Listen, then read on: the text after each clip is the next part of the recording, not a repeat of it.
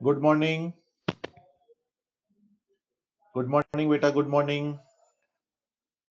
Good morning, Radhe Radhe बेटा। जय राम जी की बेटा। आज डार्विन का हैप्पी बर्थडे है। हाँ। गुड मॉर्निंग बेटा, good morning. Good morning. Good morning बेटा, good morning. Good morning. Good morning. बढ़िया हूँ बेटा, बढ़िया। आप सब बढ़िया हैं? टेस्ट की प्रिपरेशन कैसी चल रही है आप लोगों की? संडे को होने वाले टेस्ट की प्रिपरेशन कैसी चल रही है आप लोगों की? बढ़िया है प्रिपरेशन बेटा, बहुत बढ़िया है ना। हर टेस्ट को 100% प्रिपरेशन के साथ अटेम्प्ट किया करो, है ना। जितने भी टेस्ट दें आप, जितने भी दिया करें, उन सबको 100% प्रिपरेशन के साथ दिया करें, अपना 100% दिया करो। और जब पेपर हो जाया करे तो उसके बाद उसको एनालाइज भी किया करो, है ना, कि उसमें क्या आपको कैसा फील हुआ, आपको प्लस फील हुआ और क्या आपको माइनस फील हुआ। तो प्लस फील हुआ तो वो आपको कंटिन्यू रखना है नेक्स्ट टेस्ट पेपर्स में भी। लेकिन जो माइनस फील हुआ, माइनस फील का मतलब जहां पर आपको लगा हो कि लैक ऑफ कॉन्फिडेंस लगा हो आपको कुछ क्वेश्चंस में, या आपको ऐसा लगा हो कि आप सिली मिस्टेक्स कर गए, या आपके निगेटिव्स ज्यादा हो गए, है ना। तो वो सारी चीजें जो आपको निगेटिव फील हुआ और वो आपको एनालाइज करना है ऑनेस्टी के साथ। उनको आपको क्या करना है, पेपर पर नोट करना है, और आगे कहीं ना कहीं अपने आप से प्रॉमिस भी करना है कि इन पर आप वर्क करोगे और इनको धीमे धीमे क्या करोगे, कम करोगे, रिड्यूस करोगे। तो धीमे धीमे जब आप कहीं ना कहीं अपने जो नेगेटिव पॉइंट्स हैं उनको आप कहीं ना कहीं खत्म करते चले जाते हो, रिड्यूस करते जाते हो, तो अपने आप क्या बनते चले जाते हो, पॉजिटिव बनते चले जाते हो, है ना। तो पेपर देना 100 प्रिपरेशन के साथ, और पेपर देने के बाद उस पेपर को एनालाइज करना, ये दोनों बातें बहुत इंपॉर्टेंट है बेटा। वरना फिर टेस्ट का कोई सेंस नहीं रह जाता। टेस्ट के पहले प्री टेस्ट अगर देखा जाए तो आपके लिए इंपॉर्टेंट है कि आप 100% प्रिपरेशन करो, और जब आपका टेस्ट पेपर हो जाए तो उसके बाद इंपॉर्टेंट है कि आप उस पेपर को एनालाइज करो। एनालाइज करो कि क्या क्या आपको प्लस और क्या क्या आपको माइनस फील हुआ, और जो प्लस हुआ उसको आपको वही कंटिन्यू करना है, और जो माइनस फील हुआ आपको उसको आपको इंप्रूव करना है, उसको आपको रिड्यूस करना है कहीं ना कहीं। और अगर आप निगेटिव पॉइंट्स कम करते जाओगे तो अपने आप प्लस पॉइंट्स में कन्वर्ट होते चले जाओगे, है ना। आ जाएगी बेटा, रैंक अच्छी आ जाएगी। ऐसा एक दो टेस्ट की उससे मत परेशान हुआ करो कि इस टेस्ट को दिया हमने, प्रिपरेशन अच्छी की थी, फिर भी हमारी रैंक नहीं आई। कोई मैटर नहीं करता रैंक उतना। आप फाइनली लॉन्ग टर्म में देखा जाए ना तो सारे टेस्ट का जो ओवरऑल निकल करके आएगा वो मैटर करता है। तो कहीं ना कहीं अगर रैंक कम आई तो कोई बात नहीं, आप फिर से उस टॉपिक को पढ़ो, अच्छे से पढ़ो, उसमें जो आपको वीक पॉइंट्स लग रहे हो और उनको आप स्ट्रांग बनाओ, और फिर दोबारा जो टेस्ट हो ना उसमें जब वो प्रीमिटिव जो प्रीवियस पोर्शन के क्वेश्चंस आए तब आप सॉल्व करके देखो कि क्या आप वो क्वेश्चन आपके साथ सॉल्व हो गए। और अगर वो हो गए तो फिर आपको कोई इशू नहीं आएगा बेटा, है ना। हो जाएंगे बेटा, धीमे धीमे कम हो जाएंगे। वर्क करो, सारी चीजों को वर्क करो, है ना। ऑनेस्टी के साथ एनालाइज करो, उसको नोट डाउन करो और उन पर वर्क करना स्टार्ट करो। अगर आपको सॉल्यूशन आ रहा है समझ में तो ठीक है, और नहीं आ रहा तो अपने जो टीचर्स हैं उनसे आप डिस्कस करो कि सर इसका क्या सॉल्यूशन है प्रॉपर, है ना। तो वो आपको सॉल्यूशन बताएंगे, और उसको आप कहीं ना कहीं अगर अप्लाई करते हो तो फिर आप देखना कहीं ना कहीं आपका स्कोर अपने आप बहुत अच्छा इंप्रूव होता चला जाएगा बेटा। ठीक है ना। तो ये सब करो बेटा, ये सब इंपॉर्टेंट पार्ट होता है प्रिपरेशन का, ठीक है। चलिए, तो एवोल्यूशन का आज लास्ट लेक्चर है, और एक ही टॉपिक रह गया है एवोल्यूशन में। 3 चैप्टर्स हम लोग डिस्कस कर चुके हैं। फोर्थ चैप्टर जो बचा हुआ है वो है ह्यूमन एवोल्यूशन। तो आज हम बात करेंगे fourth chapter of this unit, human evolution. तो ये फोर्थ चैप्टर है ह्यूमन एवोल्यूशन।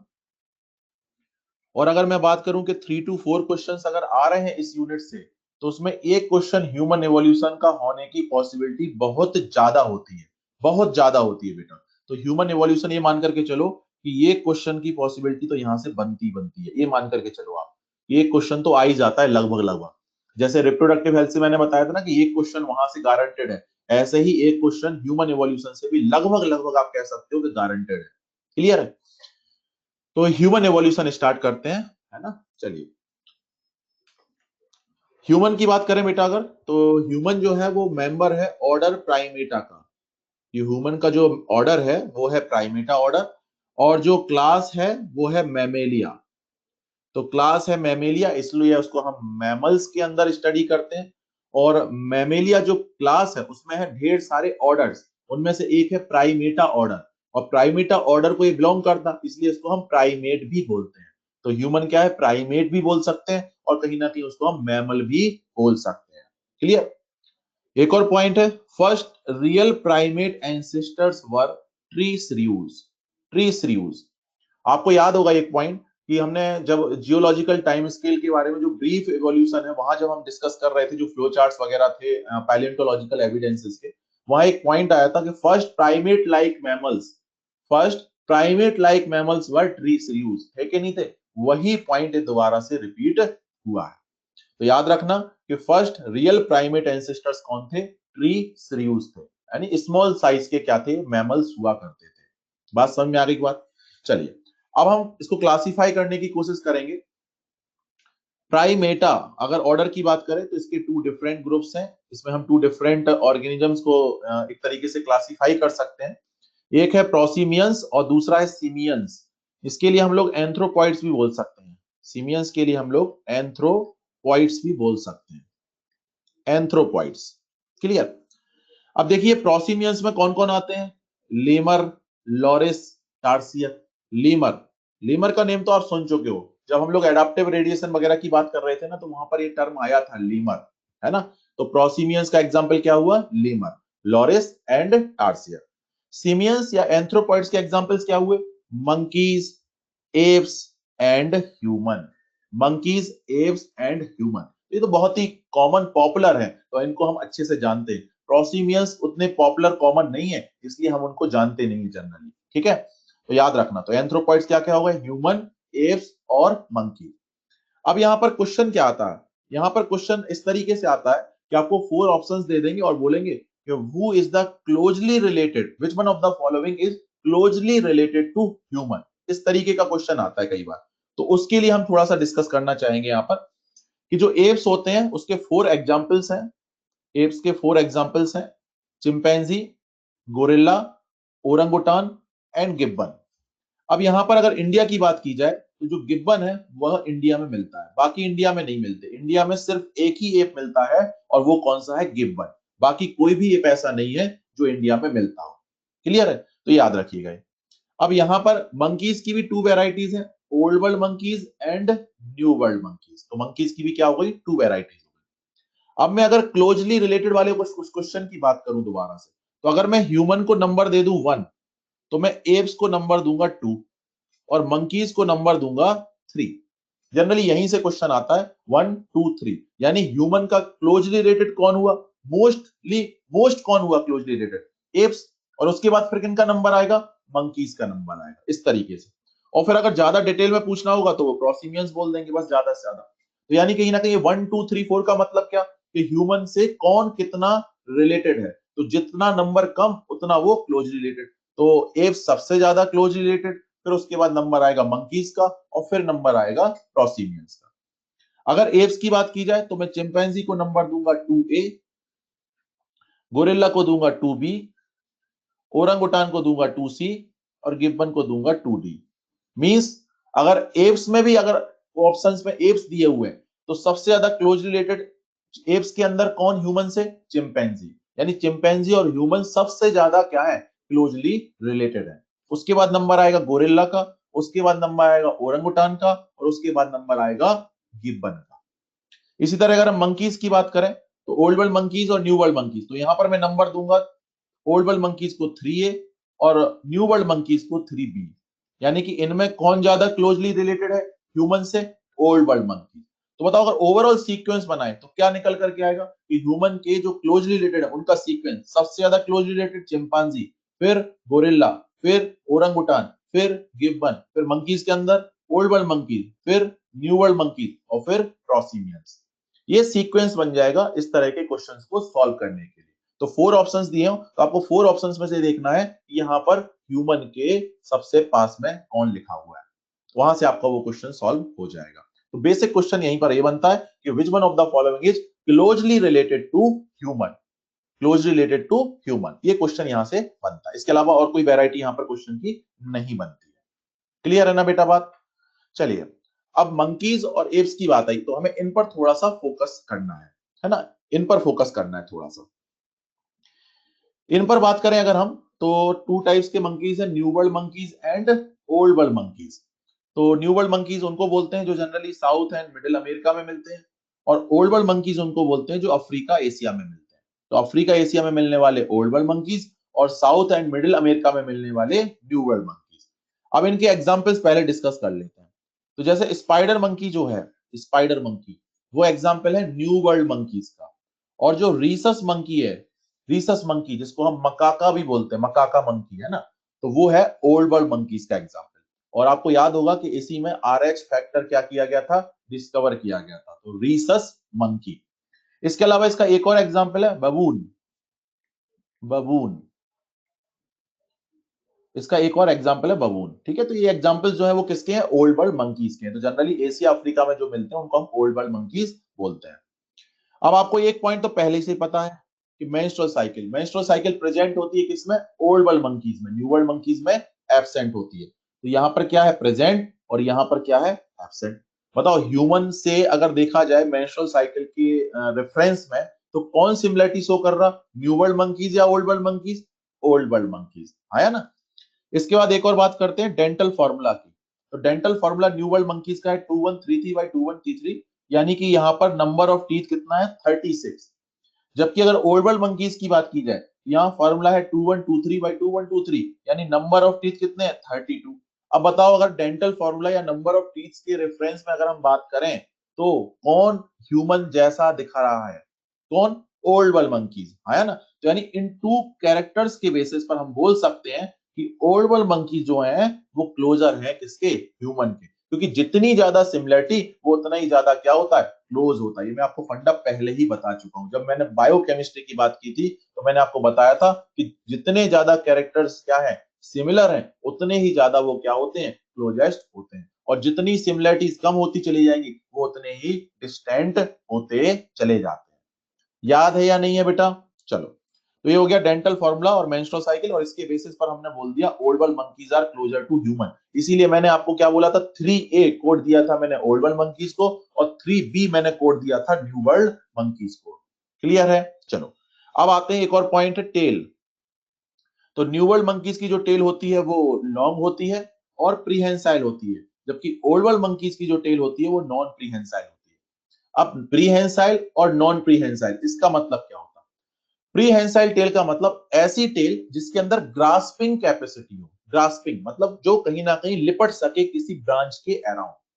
तो प्रीहेंसाइल टेल वो टेल जिसके अंदर ग्रास्पिंग कैपेसिटी है, जो अपने आप को कहीं ना कहीं लिपट सके किसके अराउंड, ब्रांच के अराउंड, उसको बोलते हैं प्रीहेंसाइल टेल। तो ये क्या होता है कि जो न्यू वर्ल्ड मंकीज होते हैं ये अपनी टेल को इस तरीके से क्या कर सकते हैं, ग्रास्प कर सकते हैं अराउंड द ट्री ब्रांच, जबकि नॉन प्रीहेंसाइल होने की वजह से ओल्ड वर्ल्ड मंकीज ऐसा नहीं कर सकते। बात समझ में आ गई ना। तो ये कुछ पॉइंट्स थे जो आपको पता होने चाहिए new world monkeys and old world monkeys के बारे में। क्लियर है। अब यहाँ पर आपको दो में स्टार लगाता चलूंगा ताकि आप वो पॉइंट तो कम से कम याद रखनी रखना।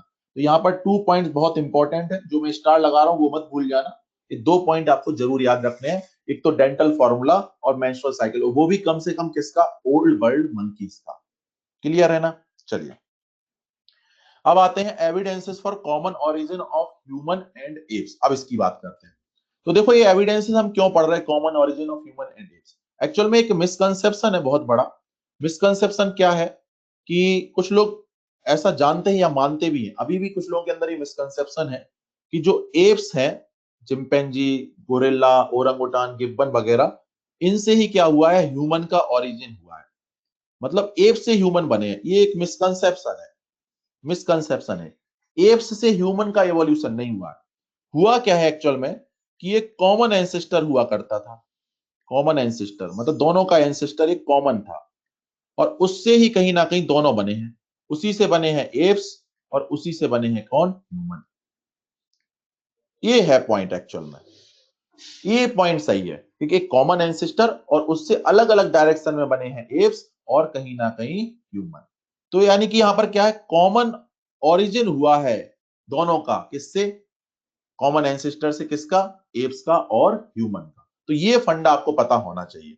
और कहीं ना कहीं ये हम प्रूव भी कर सकते हैं। आपको पता है कि यहाँ पर कॉमन एंसेस्ट्री देखने को मिल रही है, और कॉमन एंसेस्ट्री को आप प्रूव कर सकते हो मॉलिक्यूलर होमोलॉजी से। हाँ या ना, याद है कि नहीं, मॉलिक्यूलर होमोलॉजी में भी क्या होती है, कॉमन एंसेस्ट्री देखने को मिलती कि नहीं मिलती। बायोकेमिस्ट्री में भी कॉमन एंसेस्ट्री मिलती कि नहीं मिलती। तो वही फंडा हम यहाँ अप्लाई करने वाले हैं। हम क्या करने वाले हैं, बायोकेमिस्ट्री और मॉलिक्यूलर होमोलॉजी की हेल्प से यहाँ प्रूव कर देंगे कि एप्स और ह्यूमन, इन दोनों का में क्या है, कॉमन एंसेस्ट्री, मतलब दोनों का एंसेस्टर क्या है, कॉमन। बात समझ में आ गई? तो सिमिलरिटी इसीलिए हम पढ़ रहे हैं, सिमिलरिटीज और evidences for common origin of human and apps. फंडा समझ में आ गया बेटा कि नहीं आया? चलो देखते हैं। तो इसमें सबसे इंपॉर्टेंट जो है वो है क्रोमोसोमल सिमिलरिटी, सबसे इंपॉर्टेंट क्रोमोसोमल सिमिलरिटी। और इसमें हम पढ़ेंगे 3 पॉइंट्स। सबसे पहला पॉइंट पढ़ते हैं, second point, number of chromosomes are approx same in human and apes. दोनों में अगर नंबर ऑफ क्रोमोसोम्स की बात की जाए तो एक में नंबर ऑफ क्रोमोसोम्स 46 और एक में 48, तो मतलब 46 48 लगभग लगभग देखा जाए तो बराबर ही है कि नहीं? तो ये सिमिलरिटी होना बड़ी बात है कहीं ना कहीं। तो इससे हमें पता चलता है कि यहाँ पर मॉलिक्यूलर होमोलॉजी जैसा फंडा है, कहीं ना कहीं हम कह सकते हैं कॉमन एंसेस्ट्री, यानी दोनों का ओरिजिन क्या है, सेम हुआ है। बात समझ में आ गई? दूसरा, अगर हम डीएनए की बात करें, ह्यूमन का डीएनए और एप्स में चिंपैंजी का डीएनए, सारे एप्स का नहीं बोल रहे, चिंपैंजी का। तो अगर ह्यूमन और चिंपैंजी के अगर डीएनए की बात करें तो वो मोर देन 99% सिमिलर होता है, मोर देन 99%। यानी दोनों का डीएनए मोर देन 99% सिमिलर, मतलब आइडेंटिकल से बस थोड़ा सा ही कम रह गया। तो ये तो बहुत बड़ी बात है कि नहीं है? तो यानी कहीं ना कहीं हम कह सकते हैं दोनों का क्या हुआ है, कॉमन ओरिजिन हुआ है। क्लियर बात? Third point, banding pattern. Banding pattern, अब पहले मैं आपको बता दूं बैंडिंग पैटर्न क्या होता है। एक स्टडी होती है, उसके थ्रू अपन क्या करते हैं, क्रोमोसोम पर बैंड्स देखते हैं, है ना। एक स्टडी होती है जिसके थ्रू अपन क्रोमोसोम पर बैंड्स की स्टडी करते हैं। तो क्रोमोसोमल बैंड्स जो बनते हैं, अगर वो सिमिलर बनते हैं, इसका मतलब क्रोमोसोम्स भी क्या है, सिमिलर है। और अगर वो डिफरेंट बन रहे हैं, इसका मतलब क्रोमोसोम्स भी क्या है, डिफरेंट है। तो हमने क्या किया, बैंडिंग पैटर्न की स्टडी की, किसकी, क्रोमोसोम नंबर 3 और 6 की, वो भी किसकी, human and chimpanzee. Means human के क्रोमोसोम नंबर 3 और 6 लिया और चिंपैंजी का क्रोमोसोम नंबर 3 और 6 लिया। तो हम क्या देखते कि ह्यूमन का क्रोमोसोम नंबर 3 चिंपैंजी के क्रोमोसोम नंबर 3 के साथ, और ह्यूमन का क्रोमोसोम नंबर 6 चिंपैंजी के क्रोमोसोम नंबर 6 के साथ 100% सिमिलरिटी दिखाता है। तो बैंडिंग पैटर्न अगर 100% सिमिलर है तो कहीं ना कहीं क्रोमोसोम्स भी क्या हुए, 100% सिमिलर हुए। बहुत बड़ी बात है कि 2 क्रोमोसोम्स क्या है, आइडेंटिकल है। तो यहां से भी हमें पता चलता है कि दोनों का क्या हुआ है, कॉमन ओरिजिन हुआ है। बात समझ में आ गई ना? नेक्स्ट एक और पॉइंट है, skull of baby chimpanzee. Skull of baby chimpanzee is more like adult human, NCERT का पॉइंट। अगर बेबी चिंपैंजी के स्कल की बात करें तो वो ज्यादा दिखता है किसकी तरह, एडल्ट ह्यूमन की तरह। यानी बेबी चिंपैंजी और एडल्ट चिंपैंजी की बात होती तो समझ में आती, लेकिन यहाँ किसके ज्यादा सिमिलरिटी शो करता है, एडल्ट ह्यूमन की। देख सकते हो ऐसा डायग्राम बना हुआ, वहां हालांकि 3 स्कल्स बने हुए हैं, तो वो आप देखोगे डायग्राम तो आपको बिल्कुल समझ में आ जाएगा, लेकिन यहाँ पर 2 दिखा दिए ताकि सिमिलरिटी बस अपन को समझ में आ जाए। तो यहां पर सिमिलरिटी है किस किस के बीच में, बेबी चिंपैंजी और एडल्ट ह्यूमन के बीच में। अब ये कोई लॉजिक नहीं बन रहा, एक्चुअल में क्या है, ये डिस्प्रूव करने के लिए क्या पॉइंट, कि एप से आगे ने ह्यूमन, इसको डिस्प्रूव करने के लिए ये पॉइंट, इसको डिस्प्रूव करने के लिए ये पॉइंट कि एप से ह्यूमन बने। क्योंकि अगर एप से ह्यूमन बने होते तो कहीं ना कहीं ह्यूमन में हमें एडवांस टाइप का क्या दिखना चाहिए था, स्कल दिखना चाहिए था कि, यानी वहां पर एडल्ट का जो स्कल है ह्यूमन के अंदर, वो एटलीस्ट बेबी चिंपैंजी के स्कल से तो सिमिलरिटी शो नहीं करना चाहिए था। हाँ या ना, क्योंकि एडवांस हो रहा है तो ऑब्वियस सी बात है स्कल सेम कैसे हो सकता है, वो भी एडल्ट का किसके साथ, प्रिमिटिव के बेबी के साथ। तो ये कहीं ना कहीं डिस्प्रूव करने के लिए पॉइंट कि एप से ह्यूमन का इवोल्यूशन नहीं हुआ है। ऐसा तभी पॉसिबल है थोड़ा बहुत जबकि दोनों का क्या हो, एक कॉमन एंसेस्टर। बात समझ में आ गई बात? चलो इसके बाद सिंपल से पॉइंट है कि दोनों में एबीओ ब्लड ग्रुप मिलता है और दोनों के अंदर सिमिलर प्लाज्मा प्रोटीन्स है। इसके अलावा अगर हम हीमोग्लोबिन के कंपोजिशन की बात करें तो वो दोनों में सेम है। इसके अलावा मेंस्ट्रुअल साइकिल की बात करें तो दोनों में प्रेजेंट है। इसके अलावा टेल की अगर बात करें तो दोनों में एब्सेंट है।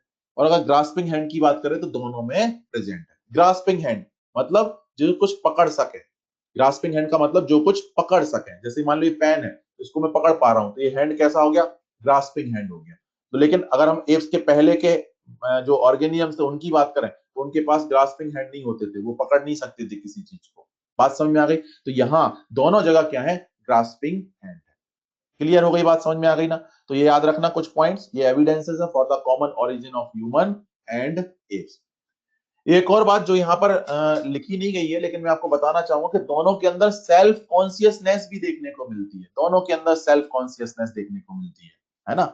तो याद रखना कि एफसी ऐसा है जिसके अंदर सेल्फ कॉन्शियसनेस है, किसकी तरह, ह्यूमन की तरह। ठीक है, चलिए वो पॉइंट डिस्कशन से बाहर है, लेकिन फिर भी आगे बात करते हैं differences between human and apps. अब हम डिफरेंसेस स्टडी करते हैं कि दोनों में क्या डिफरेंसेस है। तो एप्स एंड ह्यूमन। तो सबसे पहले बात करते हैं बॉडी पोस्चर की। बॉडी पोस्चर, तो जो एप्स हैं वो सेमी इरेक्ट पोस्चर रखते हैं, मतलब पूरी तरीके से इरेक्ट नहीं होते, हल्का सा आगे की तरफ झुके हुए होते हैं। तो आप देख भी सकते हो यहाँ पर ये सेमी इरेक्ट पोस्चर हुआ, जबकि हम लोग क्या होते हैं कंप्लीटली इरेक्ट होते हैं। तो आप देख सकते हो हम लोग का पोस्चर कंप्लीटली इरेक्ट वाला। तो पहला पॉइंट हो गया बॉडी पोस्चर, एप्स के अंदर सेमी इरेक्ट और हम लोग के अंदर कंप्लीटली इरेक्ट। अपराइट, सही बोल रहे हो बेटा। आगे बात करें फोर लिम्स की, तो इन लोगों के अंदर एप्स के अंदर जो फोर लिम्स होते हैं वो हाइंड लिम्स से क्या होते हैं, लॉन्गर होते हैं, जबकि हम लोगों के अंदर शॉर्टर होते हैं। ये भी एक डिफरेंस है। हेयर्स की बात करें तो इनकी पूरी बॉडी पर थिक हेयर्स मिलते हैं, लेकिन हम लोगों की बॉडी में कुछ ही पार्ट्स ऐसे हैं जहां पर थिक हेयर्स मिलते हैं। एक तो हेड पार्ट हो गया, एक आर्मपिट्स वाला हो गया रीजन, और कहीं ना कहीं एक प्यूबिक रीजन हो गया। ये वो रीजन है या वो सर्टेन रीजन है जहां पर क्या मिलते हैं, थिक हेयर्स मिलते हैं। इसके अलावा अगर जॉस की बात करें तो एप्स के अंदर यू शेप्ड जॉस है और ह्यूमन के अंदर सेमी सर्कुलर जॉस है। तो इसको यू शेप्ड बोलते हैं, तो यहां पर बोलते हैं हम लोग क्या, सी शेप्ड। सी शेप्ड, तो यहां पर यू शेप्ड और यहां पर सी शेप्ड जॉस होते हैं। यहां पर अगर हम बात करें तो चिन एब्सेंट है और यहां पर चिन जो है वो प्रेजेंट है। यहां पर चिन एब्सेंट, वहां पर चिन प्रेजेंट। चिन थोड़ी बोलते ना हिंदी में, चिन थोड़ी, ये हम लोगों में प्रेजेंट है लेकिन इनमें क्या होती है, एब्सेंट होती है। आप देख सकते हो यहाँ पर कोई चिन्ह नहीं है, जबकि यहाँ पर चिन्ह है। इसके अलावा क्रेनियल कैपेसिटी की अगर हम बात करें तो इनकी क्रेनियल कैपेसिटी कम होती है, लेस होती है, जबकि हम लोगों की क्रेनियल कैपेसिटी मोर होती है, ज्यादा होती है। तो इनकी cranial capacity around 400 to 500 CC और हम लोगों की cranial capacity 1300 to 1600 CC, means approx अगर देखें तो 1450 सीसी के अराउंड हम लोगों की क्रेनियल कैपेसिटी होती है। Cranial capacity, cranium, cranium brain box को बोलते हैं, तो उसकी कितनी कैपेसिटी, उसका वॉल्यूम कितना है, उसको बोलते हैं क्रेनियल कैपेसिटी। और कहीं ना कहीं ये इंडिकेट करती है इंटेलिजेंसी की तरफ। एग्जैक्ट नहीं बोल सकते लेकिन फिर भी काफी कुछ इंडिकेशन किसकी तरफ मिलता है, इंटेलिजेंसी की तरफ मिलता है। तो कहीं ना कहीं इंटेलिजेंसी भी क्या हुई है, इंप्रूव यहाँ पर हुई है। बात समझ में आ गई ना।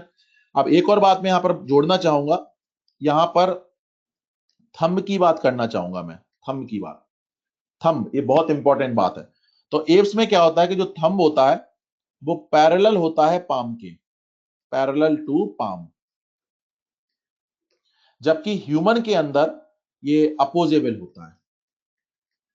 अपोजेबल, या ऐसा कहो परपेंडिकुलर टू पाम।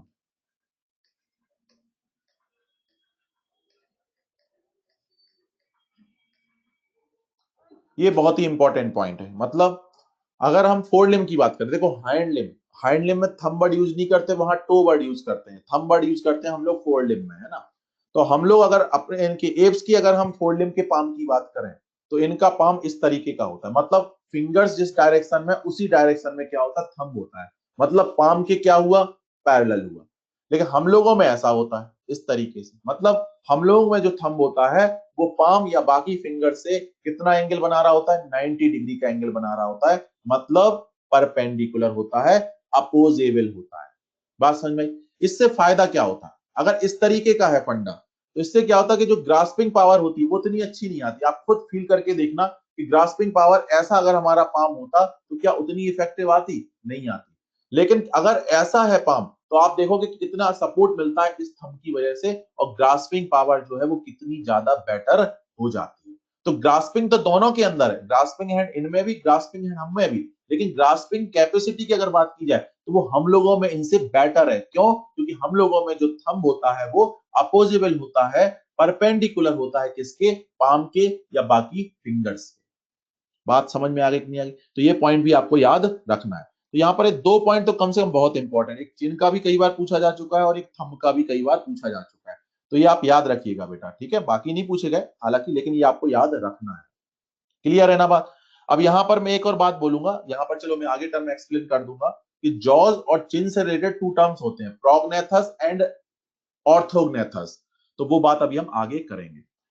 अच्छा, अगर मान लो यहां से क्वेश्चन कभी इस तरीके का आ जाए कि एप्स और ह्यूमन, तो एप्स में वो कौन सा कैरेक्टर ऐसा है जो ह्यूमन के एवोल्यूशन की तरफ इंडिकेट कर रहा है, ऐसे क्वेश्चंस आते हैं। तो आपको फिर वहां पर सिमिलरिटीज की बात करनी होगी वहां पर डिफरेंसेस की बात नहीं करनी होगी, क्योंकि सिमिलरिटी से हमें पता चलता है कि एवोल्यूशन उस तरफ हुआ है ना। तो वो आगे की बात है, अभी क्वेश्चन जब करोगे तब समझ में आ जाएगा, अभी तो आप यहीं पर फोकस करो। क्लियर है ना इतनी सी बात? चलो अब पढ़ते हैं आगे, एवोल्यूशन ऑफ मैन।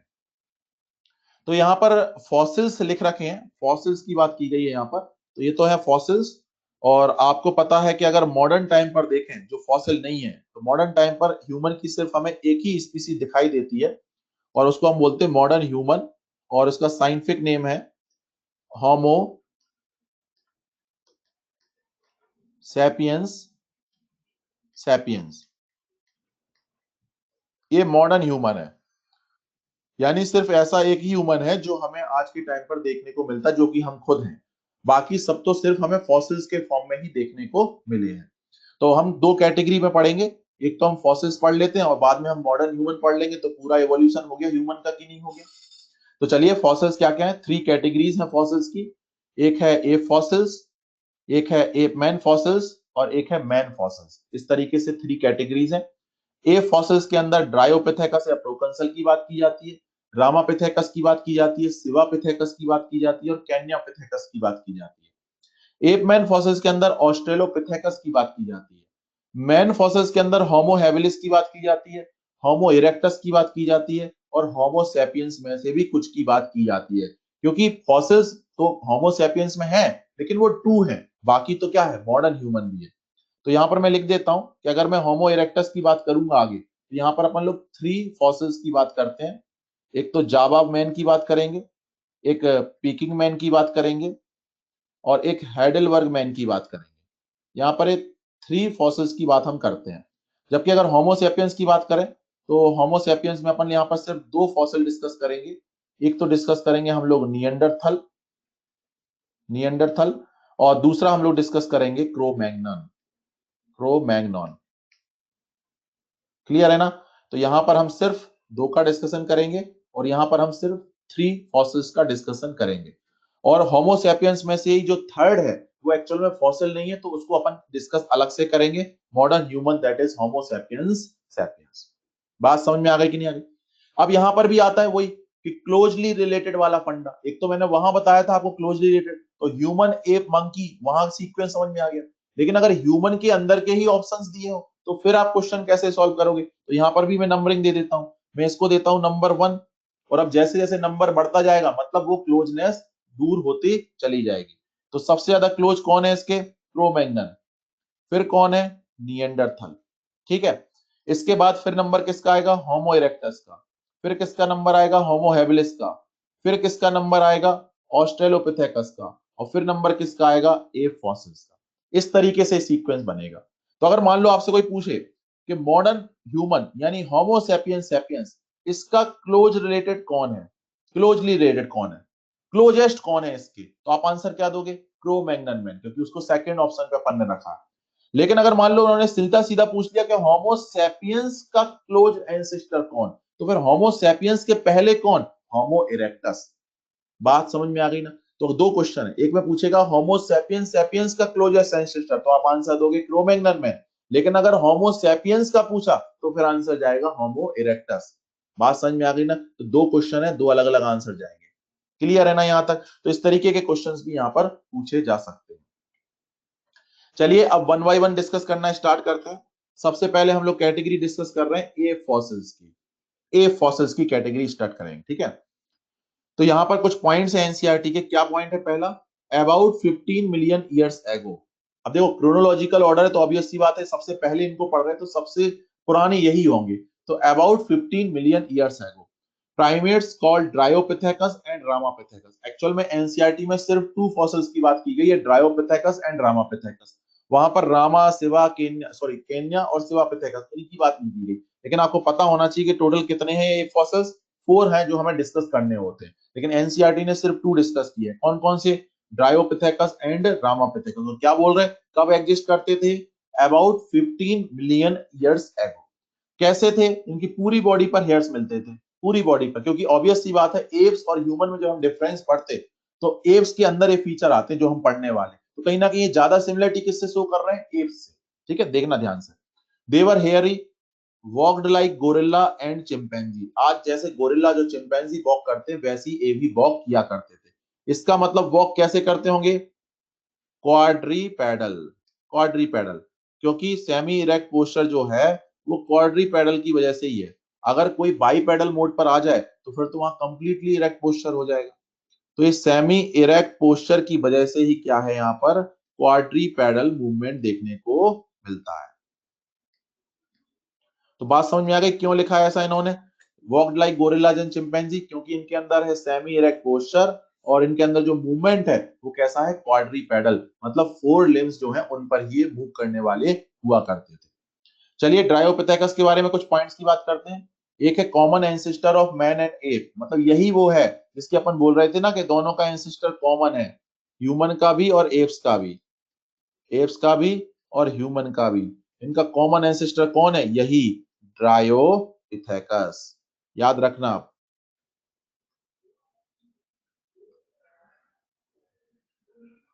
समझ में आ गई ना बात, ड्रायोपिथेकस। इसके बाद एक डायरेक्ट एंसेस्टर है किसका, मॉडर्न डे एप्स का। तो ऑब्वियस सी बात है कि अगर एप्स का एंसेस्टर पूछा जाए तो यही तो आएगा, एप्स के पहले यही तो था, तो ड्रायोपिथेकस। फिर इसके बाद कुछ फीचर्स की बात की गई है। सेमी इरेक्ट पोस्चर बता ही चुका हूं, थिक ईयर बता ही चुका हूं, यू शेप्ड जॉस ये भी फीचर किसका था, एप्स का, तो बता चुका हूं। लार्जर एंड शार्पर टीथ होते थे, और ये कैसे होते थे, वेजिटेरियन होते थे। तो स्टार्टिंग में कैसे थे, वेजिटेरियन थे। तो ह्यूमन का इवोल्यूशन जब होना स्टार्ट हुआ वो यहां से माना जाता है। तो स्टार्टिंग में हम कैसे थे, वेजिटेरियन थे।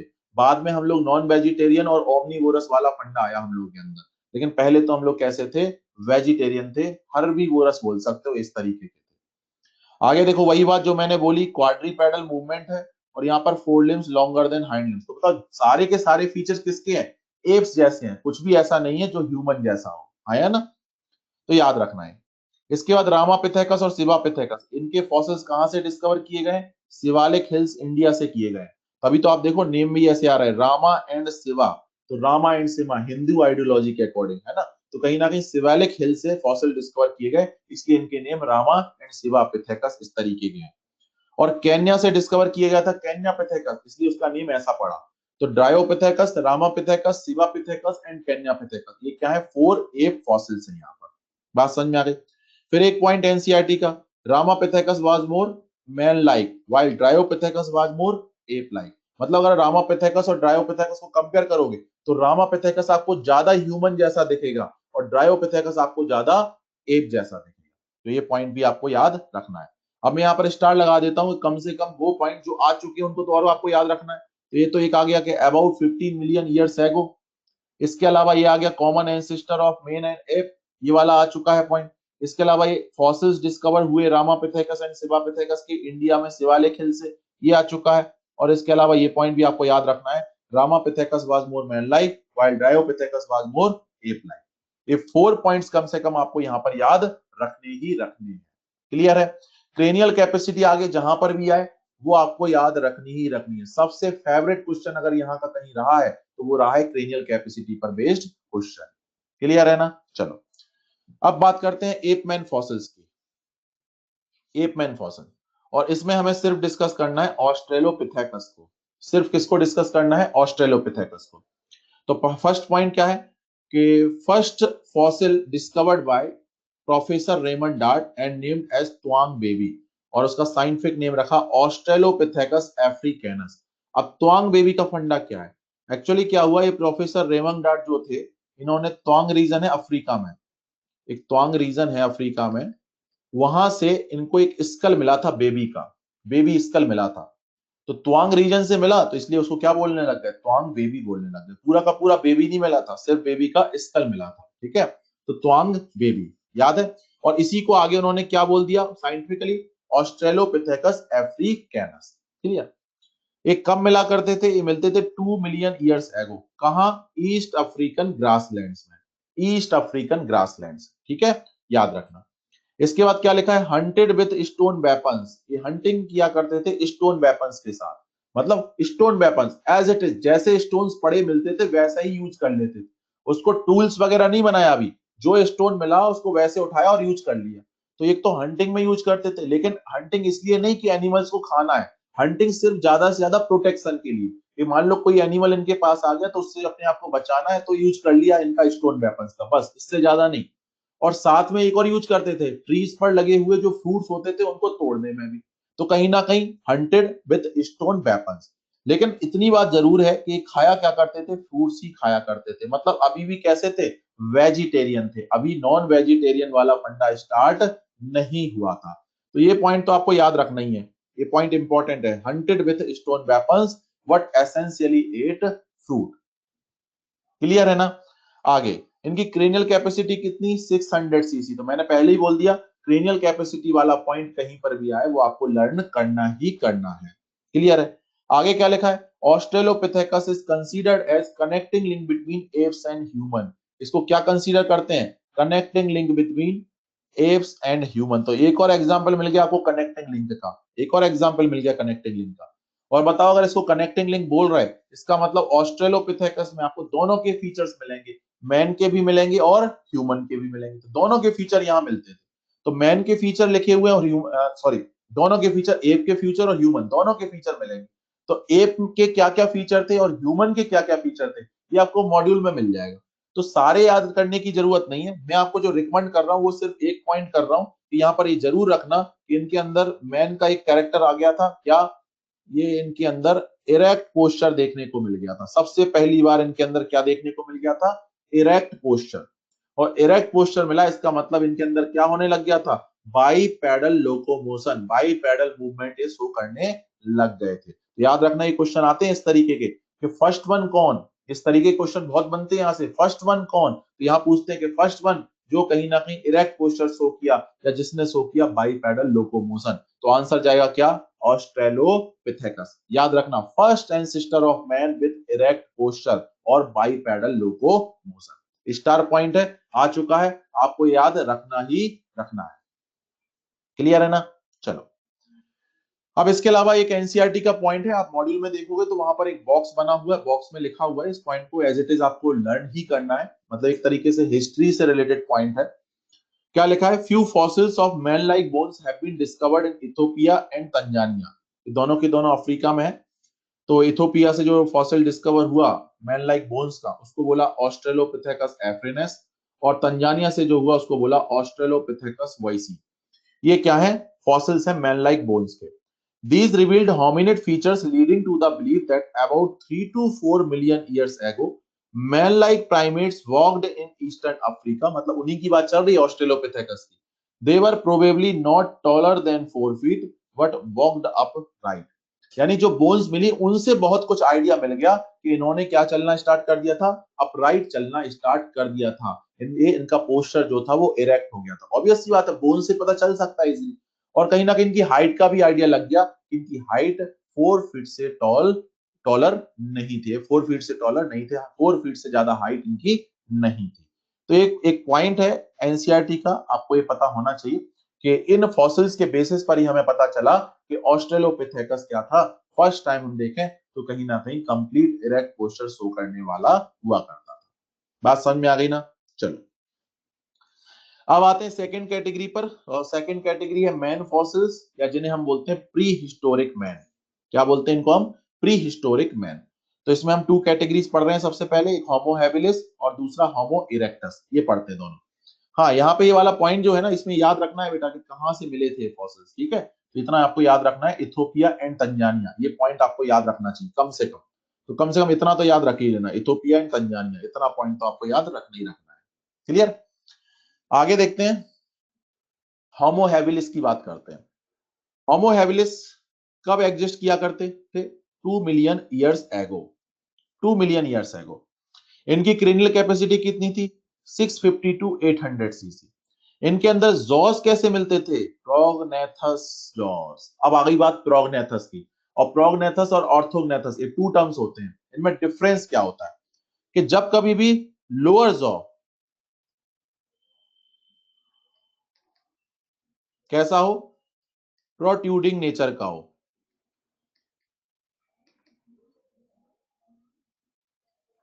अगर लोअर जॉ प्रोट्यूडिंग आउट फंडा वाला है तो आप बोलते हो कि वहां पर कैसा जॉ है, प्रोगनेथस जॉ है। आप देखो हम लोग के जो अपर जॉ है और जो लोअर जॉ है, ये दोनों लगभग लगभग सेम लेंथ तक है, सेम लेंथ तक, एक ही साथ दोनों की एंडिंग है, आया ना। तो हम लोगों में मिलता है ऑर्थोग्नेथस वाला फंडा, मतलब हम लोगों में लोअर जॉ जो है वो प्रोट्रूडिंग आउट वाला फंडा नहीं है वहां पर।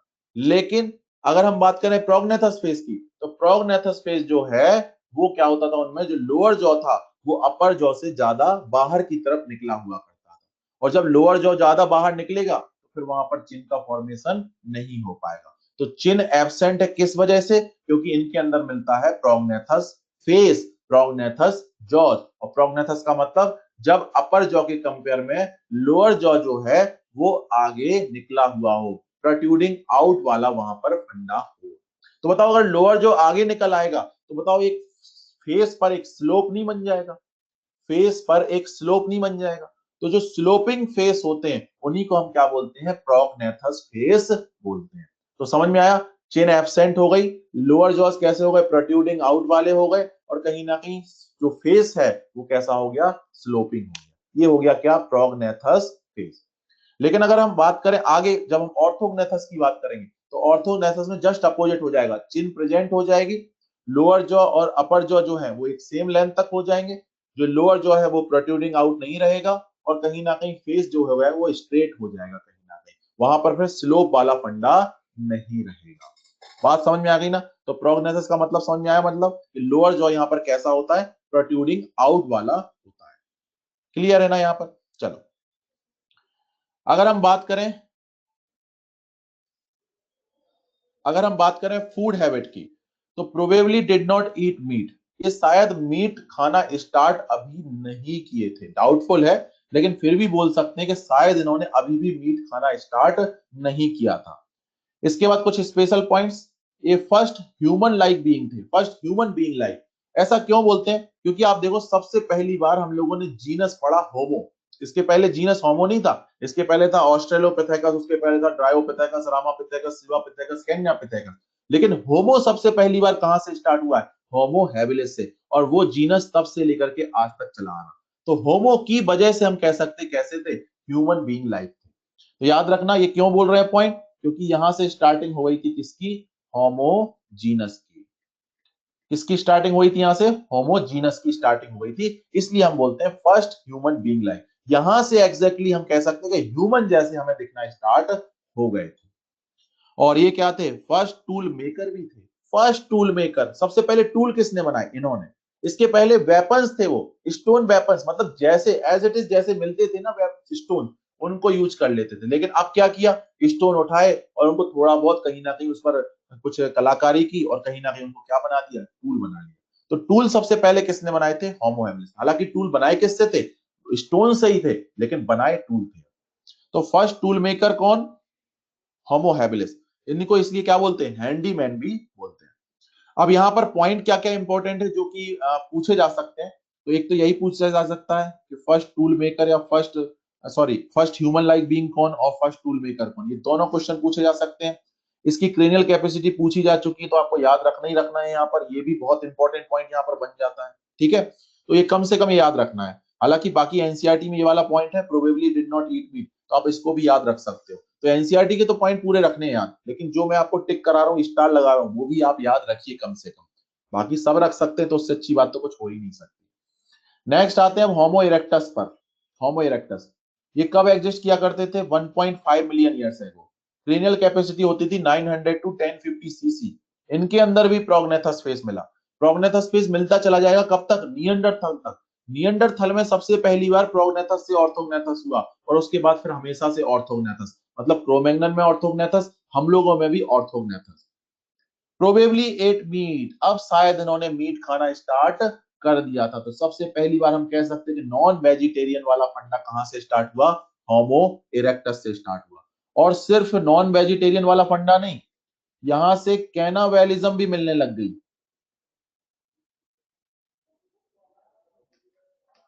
कैनावेलिज्म, अभी कैनावेलिज्म क्या होती है, कैनावेलिज्म का मतलब कि जब कोई एक स्पीसीज का इंडिविजुअल अपनी ही स्पीसीज के दूसरे इंडिविजुअल को खा जाए, मतलब ह्यूमन ह्यूमन को खा जाए, तो उसको बोलेंगे कैनावेलिज्म। तो कैनावेलिज्म देखने को मिलती थी होमो इरेक्टस के अंदर, इसके अलावा कहीं नहीं मिली। होमो इरेक्टस में कैनावेलिज्म भी देखने को मिलती है। आदमखोर, बिल्कुल सही टर्म यूज किया, ये टर्म बिल्कुल सही लगा। साइंटिफिक कहना वैलियम में समझ में नहीं आता, आदमखोर बोलो तो तुरंत समझ में आता है ना। तो आदमखोर बिल्कुल सही है, ये आदमखोर हुआ करते थे, ठीक है, तो याद रखना आदमखोर। This is not present now, हाँ बेटा अब प्रेजेंट नहीं, अब तो सिर्फ हॉलीवुड मूवीज में ही रह गया है प्रेजेंट, बस बाकी कहीं प्रेजेंट नहीं है। हॉलीवुड मूवीज है उन्हीं में प्रेजेंट है कैनाबेलिज्म, बस, है ना। अब बाकी कहीं है कोई जिसको इंटरेस्ट है इस सब चीजों में खाने में तो बात अलग है, बाकी नेचर की तरफ से तो ऐसा एग्जिस्ट नहीं करता है बेटा, है ना। आगे, सबसे पहले फायर का यूज किसने किया? होमो इरेक्टस ने किया सबसे पहले फायर का यूज, और इसमें भी अगर हम बोले तो जावा मैन का काम था ये, जावा मैन, स्पेशली किसका काम था ये? जावा मैन का। तो use of fire, Java man, सबसे पहले फायर का यूज किसने किया? इन्हीं ने। किस लिए यूज किया था? क्योंकि मीट खाना शायद स्टार्ट कर दिया था। अब मीट को जो कहीं ना कहीं रॉ मीट तो खा नहीं सकते, तो उसको कहीं ना कहीं क्या करना होता था? कुक करना होता था। तो कुक करने के लिए इन्होंने फायर का यूज करना यहाँ पर स्टार्ट कर दिया। साथ में जो वाइल्ड एनिमल्स हुआ करते थे उनसे अपने आप को प्रोटेक्ट करने के लिए भी क्या यूज करते थे? फायर यूज करते थे, ठीक है। बाकी ये फॉसिल्स के नेम तो आपको पहले ही बता चुका हूँ, इसी में पढ़ते जावा मैन, इसी में पढ़ते पीकिंग मैन, और इसी में पढ़ते हैं हम लोग हाइडेलबर्ग मैन, ये यहीं पर पढ़ते हैं। क्लियर है? तो इसमें आप याद रखना, इसमें मैं आपको बता देता हूँ कि कौन कौन से पॉइंट आपको याद रखने हैं।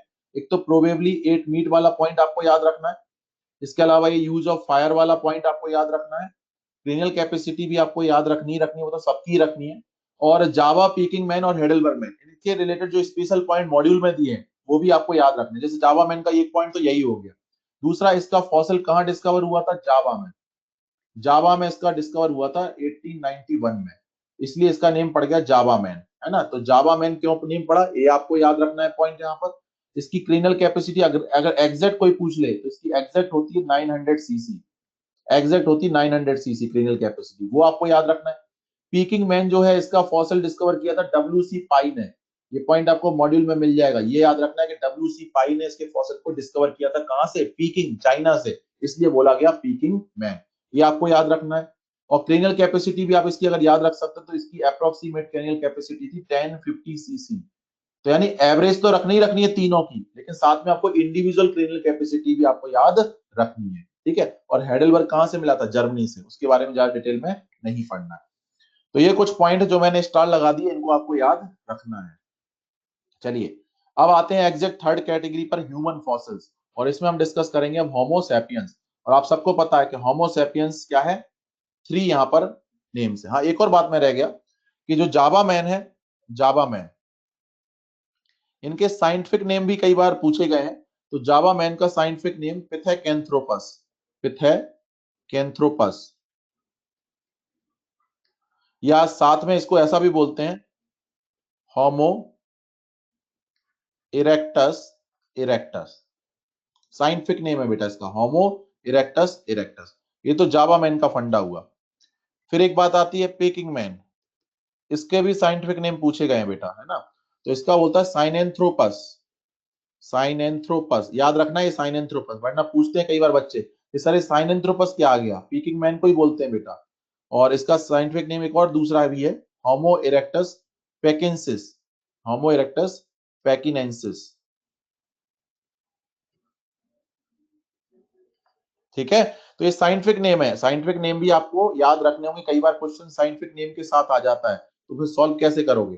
तब साइंटिफिक नेम याद होंगे तभी आप सॉल्व कर पाओगे, ठीक है। डब्ल्यू सी पाई बेटा साइंटिस्ट का नेम है, मॉड्यूल पढ़ोगे तो वहां मिल जाएगा। डब्ल्यू सी पाई वो साइंटिस्ट है जिन्होंने पीकिंग मैन की क्या की थी? डिस्कवरी की थी, पीकिंग चाइना से। क्लियर? मैंने बोला भी था इसलिए बेटा लास्ट टाइम पर कि मॉड्यूल साथ में लेकर के बैठना, लेकिन कोई बात नहीं, बाद में पढ़ लेना, एक बार रीडिंग तो लगाना ही लगाना बेटा, ठीक है। चलिए आगे देखते हैं, होमो सेपियंस की थ्री वेराइटीज हमें पढ़नी है। टू तो फॉसिल्स के फॉर्म में है, और जो थर्ड है ये मॉडर्न है। थर्ड जो है वो मॉडर्न है ना, मतलब ये फॉसिल नहीं है, ठीक है, मॉडर्न है। तो क्या क्या पढ़ना है? होमो सेपियंस निएंडरथालेंसिस, होमो सेपियंस फॉसिलिस। तो सबसे पहले पढ़ते हैं होमो सेपियंस निएंडरथालेंसिस। और निएंडरथालेंसिस बोलते हैं इसलिए इसका कॉमन नेम क्या है? इसका कॉमन नेम है निएंडरथल मैन। तो कॉमन नेम है निएंडरथल मैन, याद रखना। टाइम पीरियड एग्जिस्ट कब किया करते थे? 1 lakh to 40,000 years ago, NCERT की लाइन। क्रेनियल कैपेसिटी कितनी है? 1400 सीसी, और इसलिए बोलते हैं same as of modern man, same as of modern man. तो मॉडर्न मैन की जितनी क्रेनियल कैपेसिटी है उतनी ही कितनी है? इसकी है। तो आपको पता है मॉडर्न मैन की एग्जैक्ट अगर देखें तो 1450 सीसी है, तो बताओ इसकी 1400 सीसी तो लगभग बराबर है या नहीं है? तो क्रेनियल कैपेसिटी इसकी कितनी है? मॉडर्न मैन के लगभग बराबर ही है। ठीक है, जॉस की बात करें तो स्लाइटली इवॉल्व एज ऑर्थोग्नेथस, मतलब अब प्रोगनेथस से ऑर्थोग्नेथस बनना स्टार्ट हो गया था, लेकिन अभी ऐसा नहीं कह सकते कि ऑर्थोग्नेथस ही आ गए, बस स्टार्ट हुआ है, प्रोगनेथस से बनना स्टार्ट हो गया क्या? ऑर्थोग्नेथस फेस। क्लियर। फूड हैबिट की बात करें तो ये ऑमनीवोरस, ऑमनीवोरस है, ऑब्वियस सी बात है। पहले क्या थे? वेजिटेरियन, नॉन वेजिटेरियन वाला फंडा और आ गया तो क्या हो गए? ऑमनीवोरस हो गए। ये कहाँ मिला करते थे? Lived in east and central Asia. ये क्या किया करते थे? स्किन को यूज किया करते थे एनिमल्स की, क्या करने के लिए? अपनी बॉडी को प्रोटेक्ट करने के लिए। तो क्या हुआ कि जैसे मान लो कोई एनिमल है, अब क्योंकि ऑमनीवोरस है तो एनिमल्स खाया करते थे, तो किसी एनिमल्स की पहले क्या की? हंटिंग की। हंटिंग करने के बाद जब एनिमल्स की डेथ हो गई तो उसका जो मीट वाला पार्ट है वो खा लिया। क्या क्या बचा? बोन्स बची और कहीं ना कहीं स्किन बची। तो जो स्किन बची उसको क्या कर लिया? अपने वो कवर करने के लिए यूज कर लिया। और जो बोन्स बची उससे क्या बना लिए? टूल्स बना लिए, है ना? तो मीट खा लिया, बोन्स से टूल्स बना लिए, और जो स्किन थी उससे क्या कर लिया? उससे अपनी बॉडी को कवर कर लिया। बात समझ में आ गई ना? तो ये वाला फंडा हुआ यहाँ से। फिर इसके अलावा रिचुअल बरियल ऑफ डेड्स। अब जब इनके रिलेटिव्स की डेथ हो जाया करती थी तो उनको क्या करते थे? बरी कर दिया करते थे अंदर जमीन में, गाड़ दिया करते थे। तो उसका क्या था फंडा? एक्चुअल में इमोर्टिलिटी ऑफ सोल में यकीन करते थे। इमोर्टिलिटी ऑफ सोल मतलब आत्मा अमर है, इसमें इनका यकीन था। तो ये माना करते थे कि अगर हम ऐसा करेंगे तो शायद दोबारा से लौट आएंगे हमारे पास। तो सबसे पहले रिचुअल बरियल ऑफ डेड्स किसने किया है स्टार्ट? नियंडरथल मैन ने ही स्टार्ट किया था। इसके अलावा हट्स बना करके सबसे पहले कौन रहा? हट्स बना करके, हट्स वाला फंडा भी किसका था? नियंडरथल मैन का ही था। तो यहाँ पर कुछ पॉइंट आपको याद रखने होंगे। क्या क्या? एक तो लाइव डेन ए वाला फंडा, इसके अलावा क्रेनियल कैपेसिटी ये वाला फंडा, इसके अलावा used skin of animals to protect body ये वाला फंडा, और इसके अलावा आप ये हट्स या रिचुअल बरियल्स वाला फंडा, है ना, इमोर्टिलिटी ऑफ सोल।